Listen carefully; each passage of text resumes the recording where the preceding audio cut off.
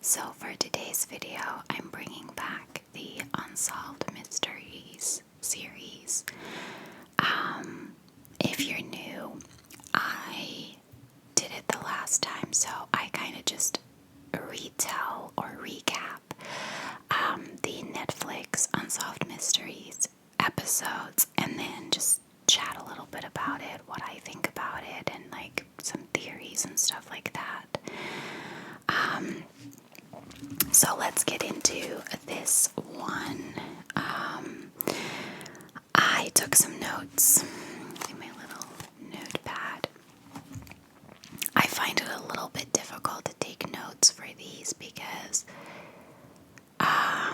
they don't really tell them chronologically. I feel like they always start off with the date and then what happened, and then they start telling the story, and then they go back and do like timelines of things in the past. And so I think my notes might be a little bit muddled up, but I'm gonna try to recap it as well as I can. I think most of you probably watched it anyway, but for those of you who haven't, I will try to properly tell the story. So episode 1 was about a man named Jack Wheeler. His name was actually John Wheeler, but everyone calls him Jack in the episode. So on the 31st of December 2010, his body was found in a landfill on or called Cherry Island. It was the Cherry Island landfill in Wilmington, Delaware. So Jack, in his, he was, I don't know exactly, to be honest, how old he was, but he was close to retirement age. But when he was younger, he used to be a Vietnam veteran. Like, he used to fight in the war, and he was one of the people responsible for building the Vietnam Veterans Memorial that's currently in Washington, D.C. Like people said, if he hadn't been involved, it wouldn't have been built. After that, he also became an aide to both Presidents Reagan and Bush. He studied business at Harvard and law at Yale. Like, he was a really smart guy. He did have bipolar disorder, which is brought up a few times. I don't know if it's significant. I will bring it back up a little bit later, but a lot of people said that, like, kudos to him for leading the life that he did and being as successful as he was while having bipolar disorder. And his wife said that he was very diligent about taking his medication. His wife, he was married to for 13 years. He had 2 kids from a prior marriage and then 2 stepkids from her. I was a little bit unsure about the relationship with the wife because in the beginning they talk about, or she at least says that it was Jack's daughter who called her to let her know that they found Jack's body, and he was also not in the same state that she was, so I was a little bit confused. But I'm going to try to recap this shortly. They owned 2 houses, one in Harlem, New York, and one in Newcastle, which is in Delaware, I believe. And he spent a lot of time in D.C. for his work. He worked for a company that works for the Defense Department of the United States, and he specifically worked in cybersecurity. And so he traveled around a lot, and he loved being in Newcastle, so he spent a lot of time in that house. Now, because this happened around the holidays, his wife was in the house in Harlem where her family was, and Jack traveled there for Christmas, but then traveled back to D.C. Shortly after for work, and then went back to the house in Newcastle. So they were very much still together. It just seemed like they spent a lot of time apart.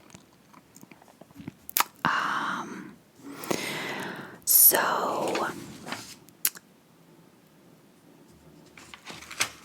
the interesting thing is that at the same time, or actually shortly after, police were informed that it was Jack Wheeler that was found at the landfill.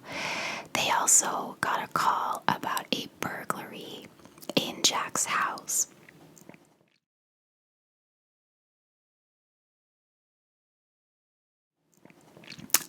The top window of the house was broken, the back door was ajar, and the house kind of looked ransacked. Like, particularly in the kitchen, there were a lot of things, items like strewn about, and like the white powder.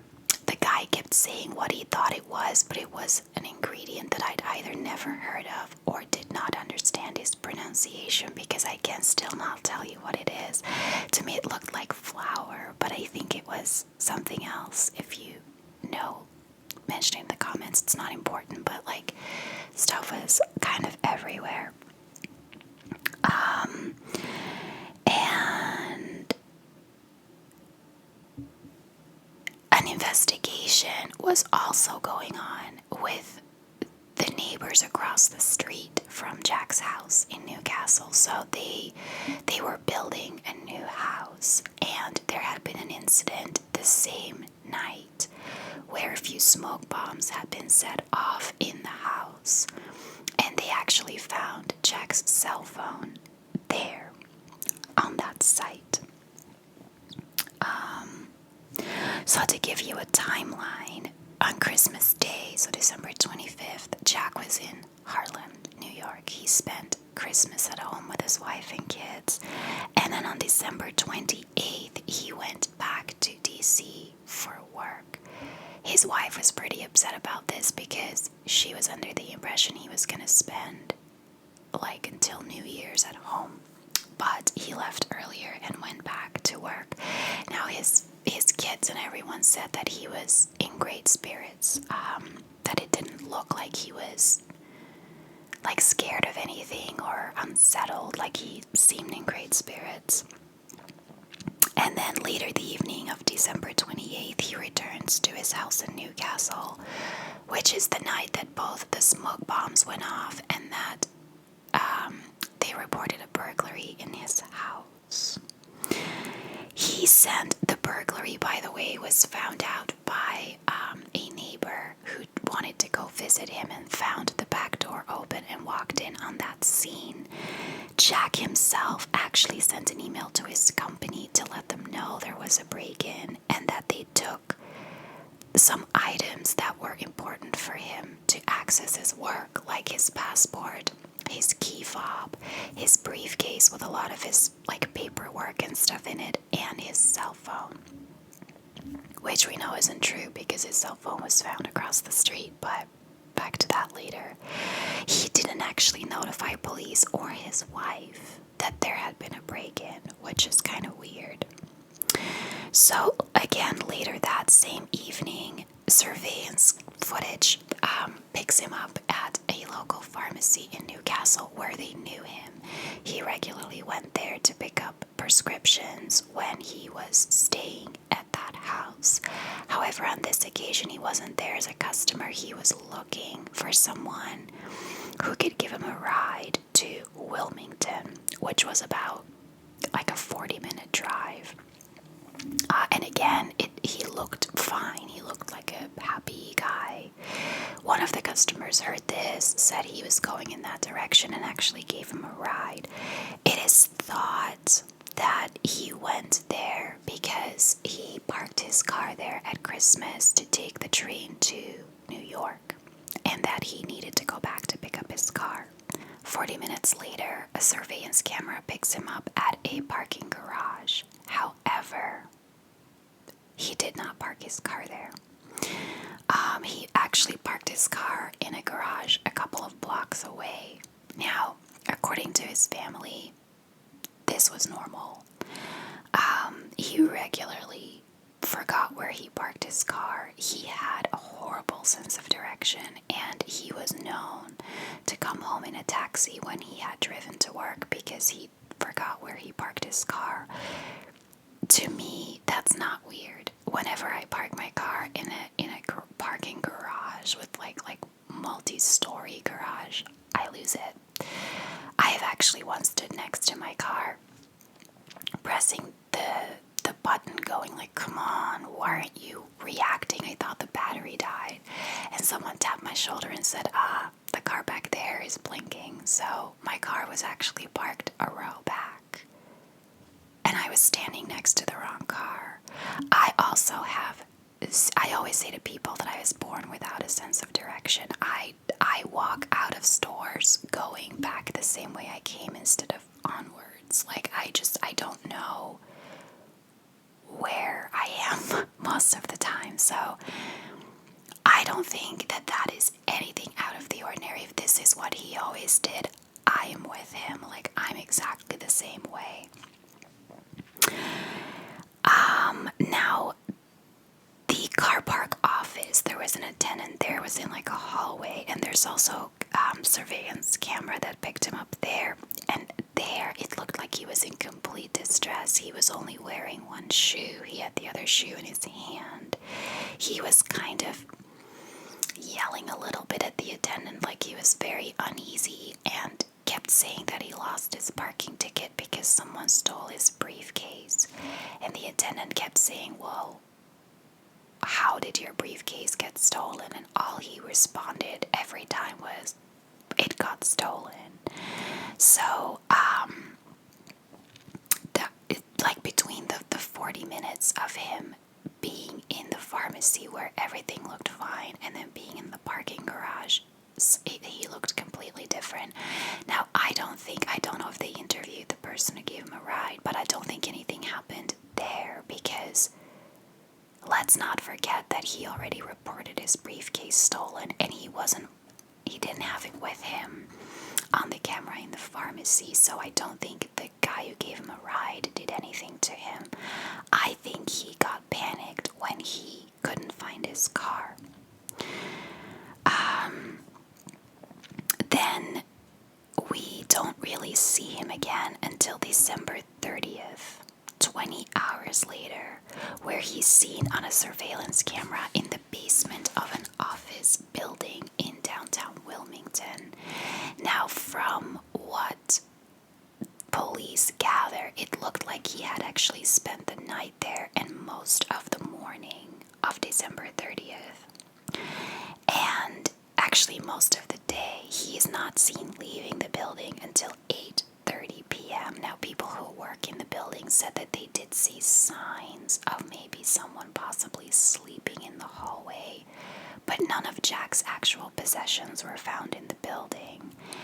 And when he's seen leaving the building, he's wearing a black hoodie, which is something that he never wore. He always wore a suit. And he put like the hoodie over his head, and he's picked up on a surveillance camera on the street, like literally almost walking like he doesn't want to be recognized. And that is the last time we see him. And then the next day, he is found in this landfill. Now, to some people, it looked like he was on camera, looking around every corner, almost afraid that someone was following him, which I'm not ruling out. But he didn't seem that way in the pharmacy. So I would almost think that it's his bipolar disorder acting up, where, although bipolar, I don't know if bipolar makes you paranoid, it makes you more manic than anything else, but it almost looked like it. I don't really know. Anyway, like police, the trash that was found around him, police traced that to Newark, Delaware, and they were actually able to determine the exact truck that delivered it. So they investigated several dumpsters along the truck's route, and through DNA testing found traces of Jack's DNA in one of the dumpsters. So, some people think that late at night. It was like December 30th. It was really, really cold. And then he might have crawled into the dumpster for warmth a lot. The guy who drives the truck said that a lot of homeless people do that. They go into the dumpsters for warmth, and usually, like, they will yell at him if he's like picking it up, or they will jump out before he picks it up. But his family was like, why? Like, that's not something he would do. And I find it weird as well, because the night before he'd slept in that office building. If he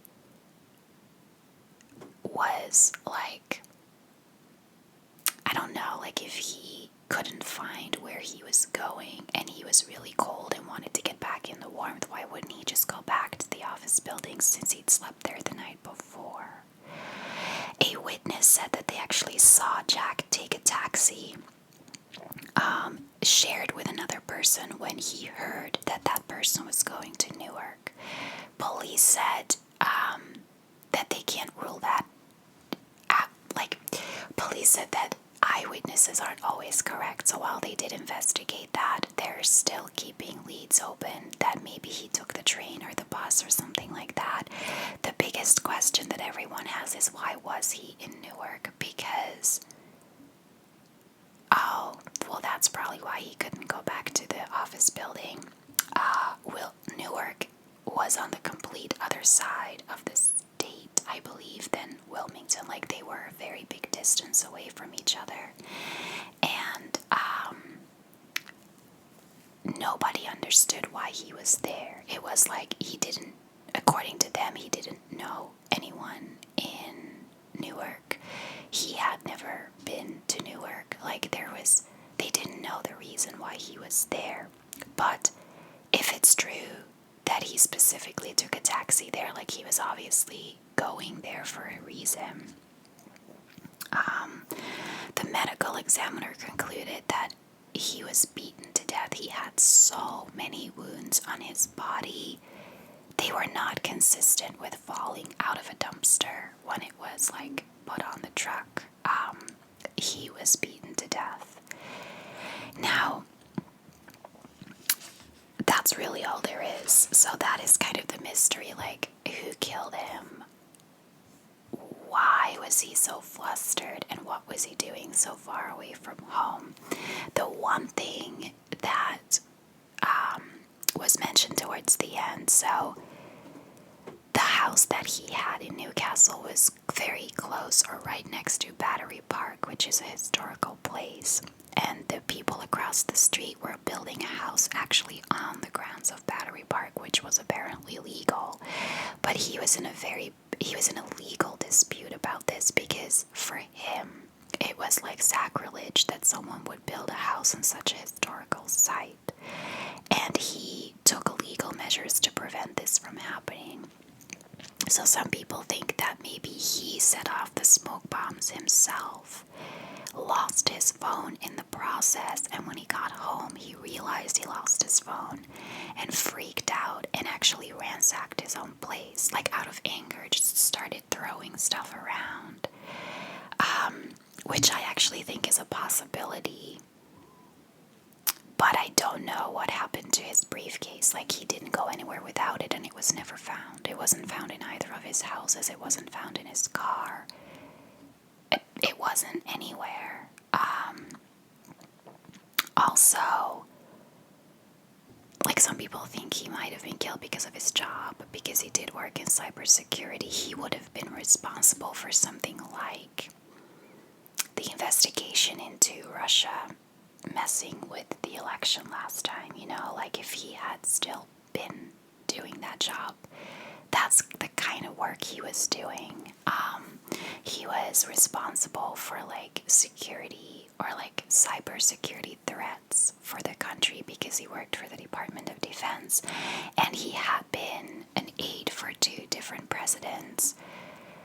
Like, some people think maybe because of that. The weird thing is that he never seemed out of the ordinary to anyone. He never told anyone that he was afraid of someone until he showed up in that parking garage, and then he started looking around every corner. It also looked like he was almost hiding in that office building because he could have just gone home. I thought at first that maybe he had no money because he asked for a ride and then he shared a taxi with someone when he heard they were going to Newark, making me believe that he didn't pay for it. But he was found with money on him, ruling out a robbery as a motive. So he did have money. I find it kind of weird that he didn't just go home. And if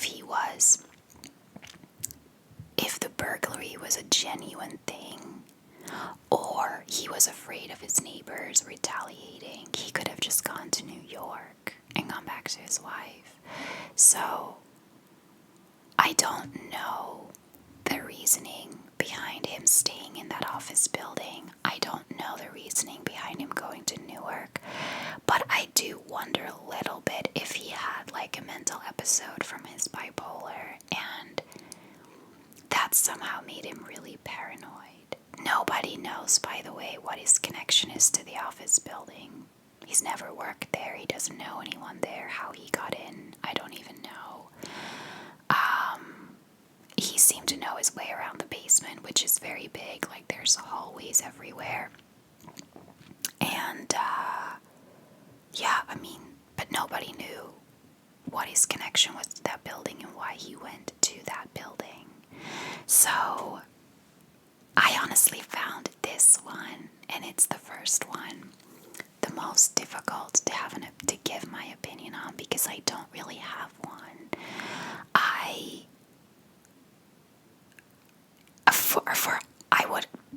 My first instinct would be to say that this was an accident, that he went into the dumpster to sleep and that he was, that it was picked up and he died from that.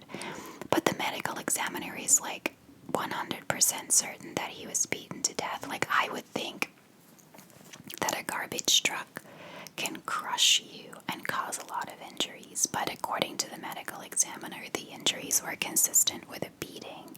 I think his official cause of death is actually blunt force trauma. So if he's absolutely certain that he was murdered, then I don't really know why, because robbery wasn't a motive. He still had money on him. People have said if this was like wrong place, wrong time, they wouldn't hide his body in a dumpster. Crimes of opportunity, people just leave the body behind. And this is the one thing I will say. The fact that he was put in that dumpster and brought to a landfill was actually very well thought out, because most of the time, bodies are not found in a landfill. The fact that they found him was very lucky. So it did look like someone was going to great lengths to cover up his murder. But I don't know why. He seemed like such a nice guy. He really didn't seem like he was having problems with anyone except for the neighbors across the street. But even though he was in a legal dispute with them, I don't know if that would be enough reason for them to kill him. And I'm sure that they investigated the neighbors. So yeah, that's really it. This is like, I felt like a couple of the episodes of Volume 2 were very open to like conspiracy theories. I feel like this one is a little bit open to conspiracy theories in regards to, was he killed because of his job? And they were trying to cover that up. I don't know. I'm very curious to hear what you guys think. So let me know in the comments below. Thank you so much for watching, and I'll see you